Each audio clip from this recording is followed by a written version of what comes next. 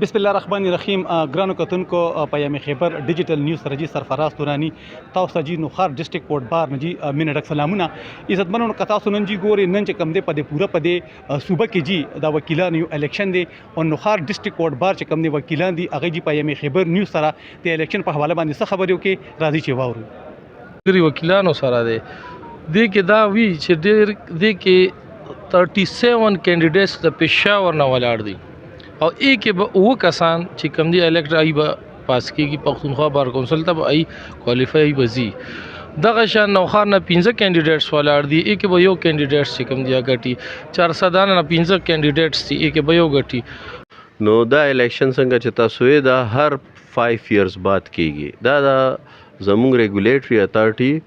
کې پی بار کونسل لپاره الیکشن دی نو دا د دې ووټر لیست چې کوم دی کنسټیچوئنسي دا ډیره لوی دی کې مونږ ته اوس نوخار د پاره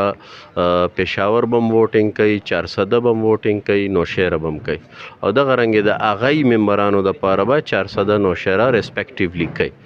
دا ریګولیټری اتھارټي دلته کې د وکیلانو چې څومره فلاح او بهبود خبري د وکیلانو د پنشنیرز د غي بینیولنت فند د ټولو باره کې دا خبري کیږي. دین علاوه د دې غټ سیوی د جوډیشري په حق لا باندې د دې ډیر غټ سیوی نو دې کې ممبران چې کمپیټنټ او تکړه راشي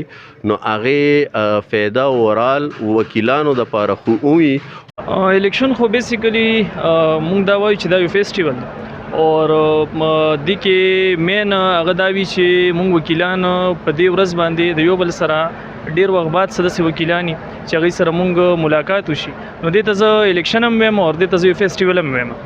نو دې سره مونږ چې کم تعلقي هغه نور مضبوط شي. سو شکریا درانی صاحب تاسو راغې او دا چې کم د وکیلانو د الیکشن کې د بار کونسل هغه له مو کورج ورکو څنګه چې تاسو د بار کونسل چې نن زموږ د کم الیکشن کې دا هر 4 سال بعد کیږي په 5م کال کې بیا الیکشن وي د کې چې کم نن چې کم الیکشن سلسله را نو دلته بنن مونږه د نوشهره یو نماینده د کوو منتخب کوو او کینډیډیټ چې کم دی هغه د پېښور او یو کینډیډیټ چې کم دی د 400